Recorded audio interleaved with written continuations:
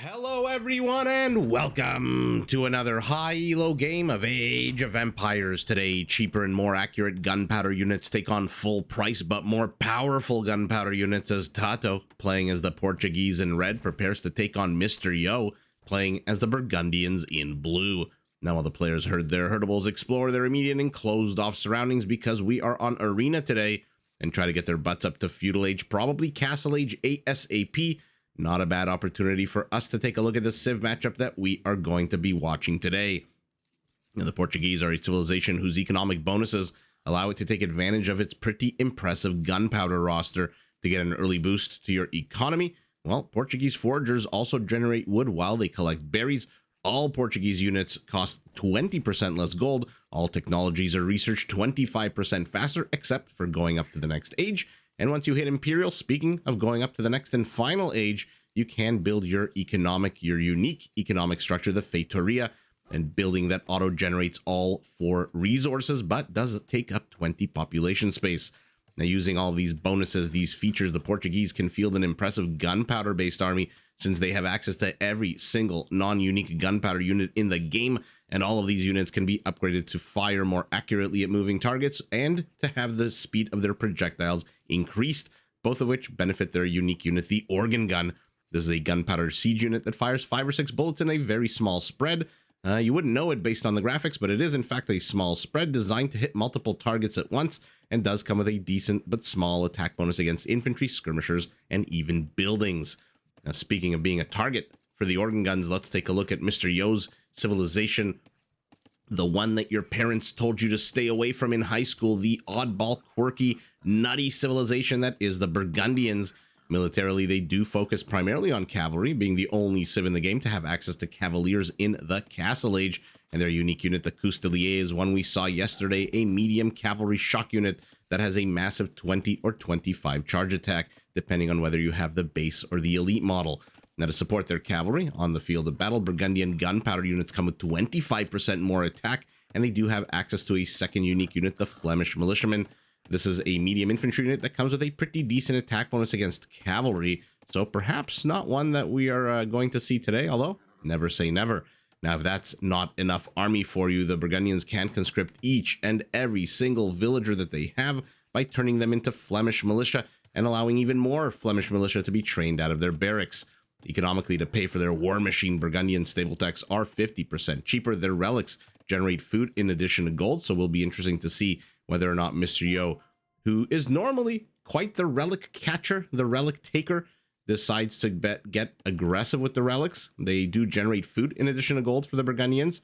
All economic upgrades are available in age earlier and cost less food, and their farmers can be upgraded to generate a small amount of gold while they work the fields.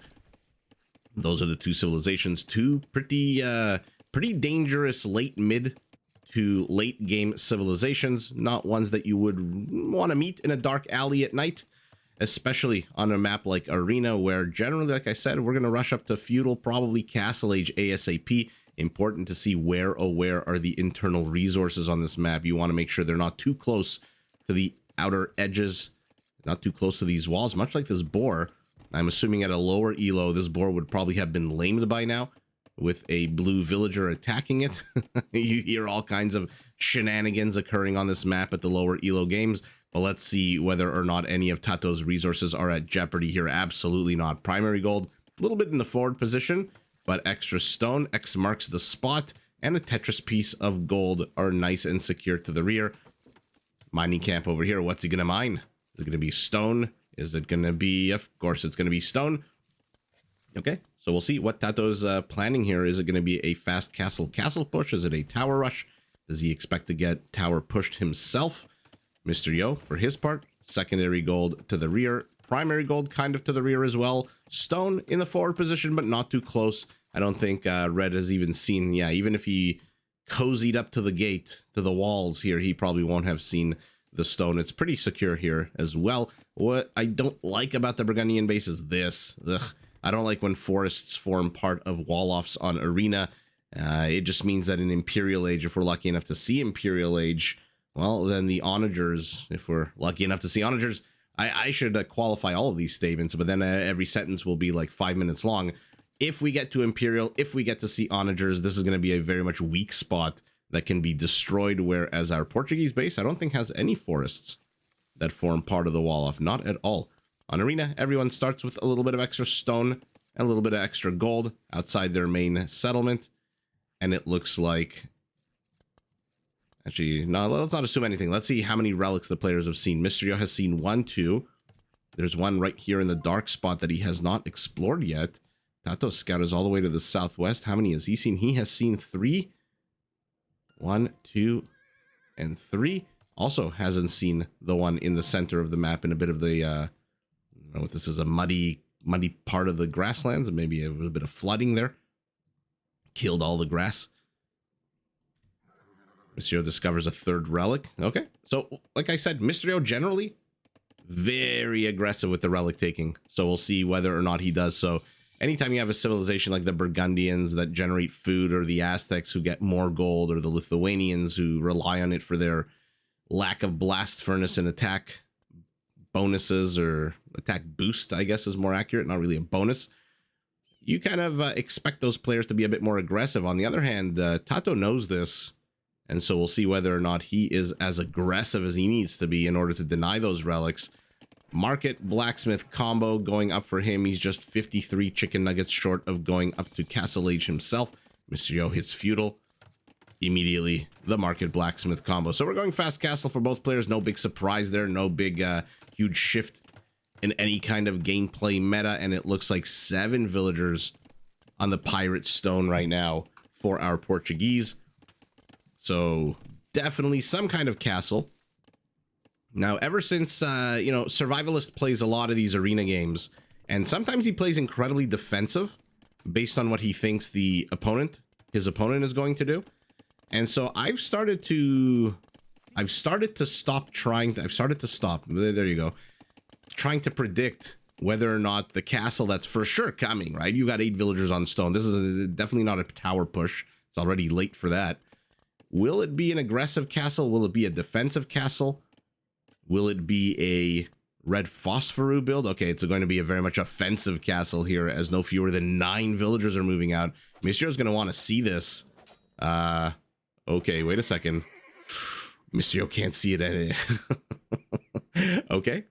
So right at the worst possible time, after 13 whole minutes of peace and tranquility and friendship and brotherhood, all of that down the toilet, the scout dies at the worst possible time and will not see these 9 villagers moving forward. TaToH, for his part, will hit Castle Age first, and I'm assuming the second he hits Castle Age, yeah, he's already got the stone.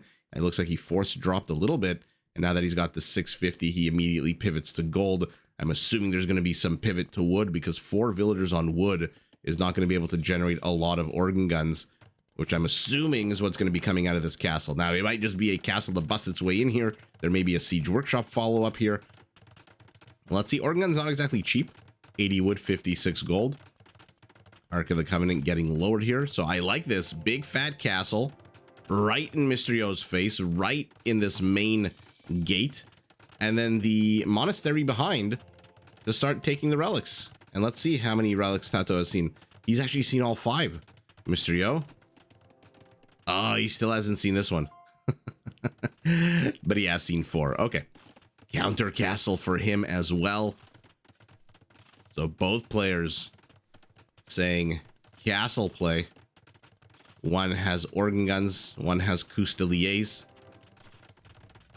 But like I said, not a single organ gun being trained at the moment. So I'm going to stop trying to predict. I'm just going to sit back and enjoy a little bit, which I know some viewers don't like. But it is what it is. The second I say organ guns, believe me, he will build something else, train something else.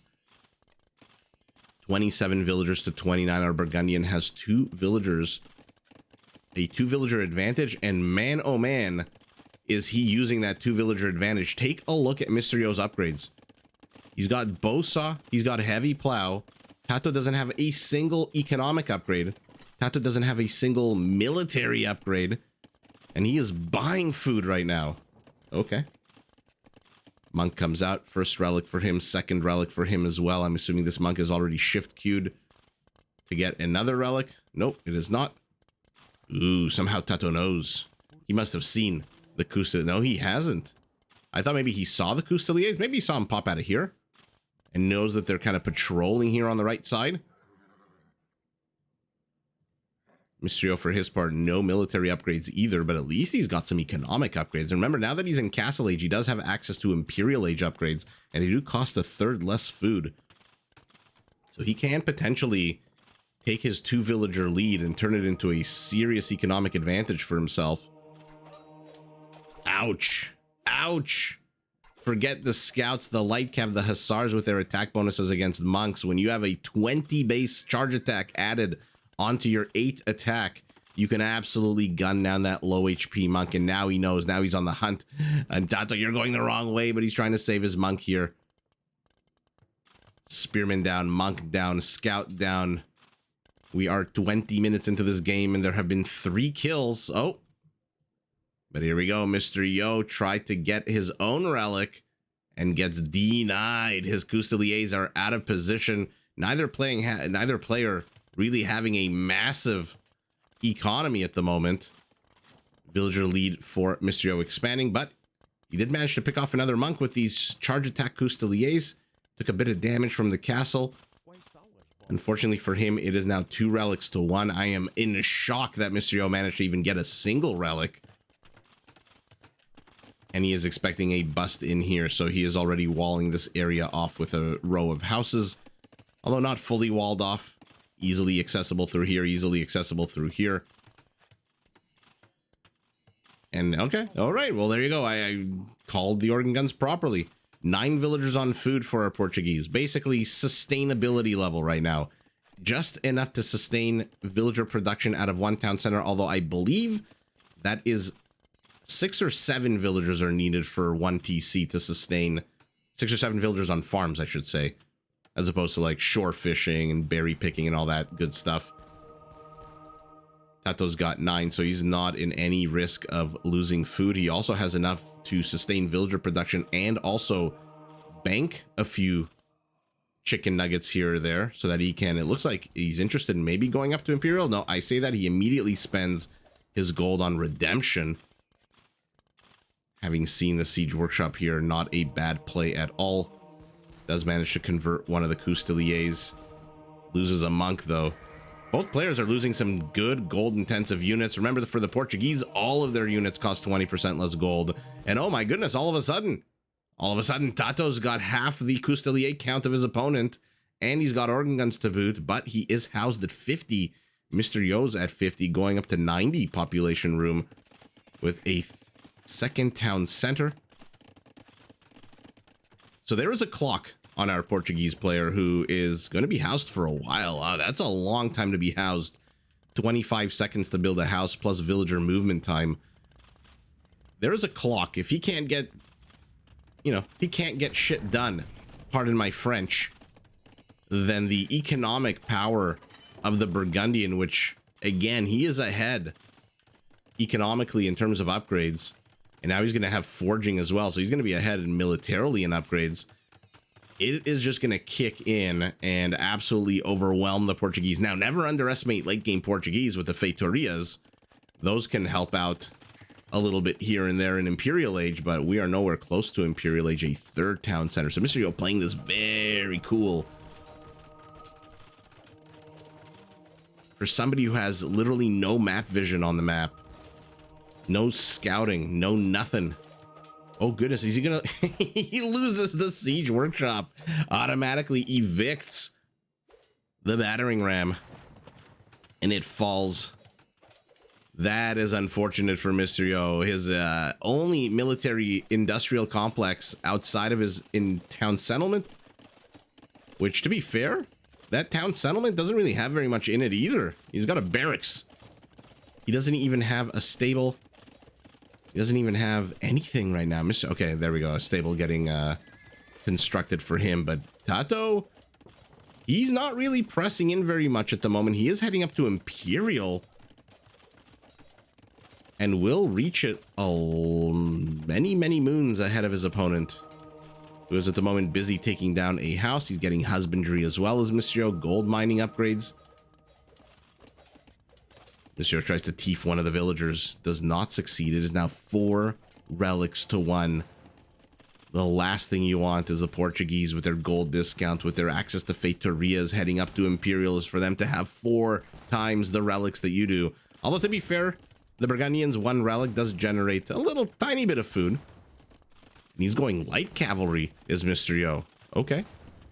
Now, it does help that your stable techs are 50% cheaper. Not that light cavalry and husbandry are very expensive upgrades. But anything helps here when you are under siege. 22 army count to 15. He's also getting atonement as our Portuguese. Whereas Mysterio is just continuing to build up his Coustelier army. Let's see what's going on inside the guts of his settlement. More farms. Okay. I wonder what he'll do, how he'll react when he sees TaToH going up to Imperial. I really hope this is not a quick GG right after Imperial. 10 monks for our Portuguese. 2 conversions only. Although, to be fair, Mysterio hasn't really stepped foot outside in a while. Okay. Why did he delete this? To let the Cousteliers out. If he's just going to attack that outpost anyway. That outpost sees. Odd maneuver here out of Mysterio, who moves his monk forward. There's no more relics on the map. I like the addition of Light Cav. He sees the monks of his opponent, and Light Cav come with a nice, decent attack bonus, plus 10 against monks. Where are you going? Is this just for scouting purposes? I mean, the line of sight on a monk is absolutely epic. It looks like Mysterio's trying to pull TaToH out of position here to the left. TaToH is not falling for it. And brings his organ gun army this away, right as his castle pumps out a Treb that is starting to attack Mysterio's castle. Mysterio's got 16 villagers on stone. But he's not repairing the castle. Okay, so he's abandoning this center castle. Where is he going to place the next castle is the question mark. Looks like a converted... No, not a converted anything. That was just a basic scout. I believe the OG scout of our Portuguese player. And Mysterio's amassed quite a scary army. He's ahead 30 villagers. 30 villagers with handcart, by the way. And this is what I'm talking about. There is a clock on our Portuguese player. And Mysterio, oh, he's moving out. He's housed, though, having lost his castle. And now his secondary wall-off is being punctured little by little by these Trebs. He moves in the Coustelier, converted Cousteliers. Oh, no. So TaToH's moving in. Oh, look at this. TaToH's keeping a pace. Mysterio's moving up the right. Mr. TaToH. TaToH's moving up the left. Is he going to see the villagers? He sees the villagers. Oh, of course he does. The monk line of sight. I will keep an eye on those Cousteliers inside the Burgundian base, the converted Cousteliers. But the Treb is already up. How the hell did TaToH see this move out? Oh, this is going to be potentially bad for either player, depending on the micro here. Although pikemen are absolutely wrecking the Coustelier count. Oh, what a terrible engagement for... Ouch, for Mysterio. What the hell happened there? 1 second. I thought that was going to be a little bit more even. He is heading up to Imperial Age. I thought that was going to be a little bit more even than this. I mean, the light cavalry, of course, melt to the pikemen, but the Coustelier should be able to wreck the pikemen. They do attack on a 30 to the 0 armor, so you only need 2 Cousteliers to one-shot a pikeman. Let's see what actually happens here. That was a weird little battle. 1 blue monk looks like he is trying to reconvert one of the Cousteliers here in the center. 10 Portuguese monks, only 1 sniper line. Okay, let's put it in slow-mo. Okay, now more red sniper lines. 3 of them show up. There's a lot of moving for Blue's army, not a lot of attacking at the moment. Looks like only 4 or 5 units here are attacking. The rest are getting absolutely wrecked by these pikemen. Why the hell did the light cavalry engage into the organ guns? I thought he brought them out here. I thought the whole point of them was to snipe the monks. Why did he... His army's upside down, Mysterio. The Cousteliers should be here, and the light cavalry should be here. Oh, no. There's just a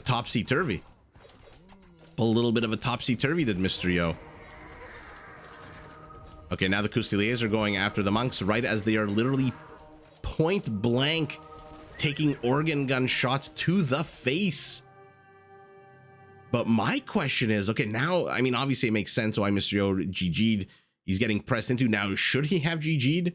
I don't know. Maybe a more defensive castle here, or honestly anywhere inside his base, could have helped him, because again, he is ahead 25 villagers.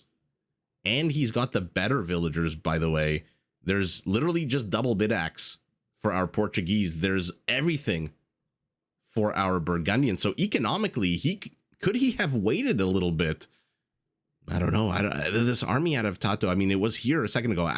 I want to see how the hell TaToH knew that this move out was happening. Okay, so let's put it on TaToH's vision. Oh no, not, is it the converted is it the converted siege workshop? Oh no. If that's it, that's going to be hilarious. That's like a 4D chess move out of TaToH to have converted this siege workshop, in an absolute disaster for Mysterio that he was attacking it while also moving out. But let's not assume anything. Let's see what's actually going on in TaToH's line of sight here. Let's put it on slow motion. So he sees the Custiliers moving this way. He sees the light cavalry moving this way. He moves his organ guns forward. Then he moves them back. Oh. I spy with my little eye a whole bunch of villagers moving this way. And immediately, the second he saw them, betrayed was Mysterio by a converted siege workshop. I don't think I've ever seen that happen. Wow. If he had just waited 20 seconds to destroy this structure, he could have hidden this move out. But because it has, what is it, 6 or 4 line of sight extra beyond its, from its center point? I think it's 4, right? 2 and then 4 more is 6. Wow. Betrayed by the line of sight of his former structure. And again, yeah, TaToH immediately moves out the second he sees the villagers, and he moves to intercept. Amazing game sense out of our red Portuguese. Amazing ability to see, because at the same time, he was the one pushing into the base here with his Custiliers, and you'd think that with these Custiliers, he's busy attacking villagers, trying to get vision inside the base, so he may not necessarily have been looking out on the map. But no, oh, he actually notices the entire move out of villagers. And then the fated, atrocious battle that happened here. What an absolute epic. I mean, I harp on a lot about map vision and information in this war game that we love, Age of Empires, but I don't think I've ever seen a converted structure betray its previous owner like that. I mean, converted units, obviously, there's these Custiliers that are running amok trying to kill villagers. Why not? They're free units. Throw them into the meat grinder. Throw them into the settlement. Try to get vision. Try to get as many villager kills as you can. TaToH, at the end of the day, has 3 villager kills. But wow. What a slow start to a short but epic game here. This was absolutely fantastic out of TaToH. Although, again, stuff like this is where Age of Empires kind of is a bit of a reality game, a realistic game as well, because if TaToH hadn't seen those villagers move out, he would have still been moving this way with his organ guns, trying to catch the light cavalry, and then he would have had to face a castle being constructed underneath his nose. Now, to be fair, not exactly the longest of distances to move with your Treb and your organ guns, and not exactly the most numerous construction force here, only 8 villagers. So who knows if TaToH could have responded anyway to this castle, but Mysterio, did he need to GG is the bigger question. This is obviously a mistake. I mean, in hindsight, of course, it's 2020. We know it's a mistake, but wow. Betrayed. I keep coming back to this siege workshop, literally screwing over its former owner, its former master. 15 monks. We'll see how many conversions TaToH actually got at the end of the day. 29 Custiliers, 15 organ guns, Kill count, not exactly crazy this game. This was more a game of positioning than it was a game of actual. It's like that scene in Sherlock Holmes. What was the final Sherlock Holmes with Robert Downey Jr. where he faces off against Moriarty and they're discussing their chess moves? And so it, you know, positioning and movement and this and that. And then finally there's that one scene where they fight each other and they fall over. Reichenbach falls. And this is that scene. But until then, it was basically a game of positioning because he may have taken down the castle, but TaToH was still needed to get into this base. And this base with 3 town centers, 25 more villagers, and a roided up Burgundian economy in Castle Age, for them doesn't really matter because in Castle Age, they have access to their Imperial Age upgrades for cheaper. And so Mysterio possibly could have stuck around a little bit longer. TaToH had no clue, I don't think, that this town center was here. Yeah, absolutely no idea, but didn't really need it. Wow, let's see the conversion count. Actually, let's see the economy. Yeah, look at Mysterio. About 20-25% bigger economy. 11 conversions with 15 monks total is a fantastic stat. 20-25% of the Burgundian army became Portuguese, and one dastardly unit was reconverted. I believe it's got to be that one Custelier that got converted and then reconverted. Raisings pretty much identical. And wow, 25 kills to 15. I mean, before this final battle, I think it was like 6-5 or something, or 10-5 or whatever it was. Not the highest, like I said, not the most action-packed game, but holy moly, let that be a lesson to you. If you're going to move out past an enemy structure, destroy that structure, or don't move out next to that enemy structure. Maybe go this way. Maybe sneak out the left side of your base, where you see there are no outposts, which a bit of an error out of TaToH, who had so much good map presence and vision. He was keeping his mobile army here, his monks and his organ guns, keeping eyes on the right side, but no real eyes on the left, which is how Mysterio managed to sneak out these villagers into the town center here. But again, I leave it up to the chat. Should Mysterio have GG'd? Or should he have not placed the castle? I mean, obviously, we're going to get into like 10,000 different opinions. He should have done this. He should have done that. But at the end of the day, this move out is spotted by the betrayer in this game. The accursed Siege Workshop tells TaToH exactly where Mysterio is going. He moves his army north, and then Mysterio just takes, on top of all of that bad luck, all of those things working against him. He takes an absolute upside-down, topsy-turvy, shitty engagement here, loses his light cav immediately, doesn't snipe. I mean, out of 10 monks, 6 of them are left, so he snipes 4 of them, which, you know, if they were full price, would have been a bit more of a sting, but they are 20% discounted, and unfortunately his entire army just melts. There's literally 5 Custeliers left here, and they are not long for this world, fighting into pikemen and organ guns. And TaToH, with the quick discovery of the move out, the absolute epic final battle, takes the W, but GG to both players. Did you enjoy this video? Check out these other clips and make sure to subscribe and enable notifications so that you're notified of my latest uploads.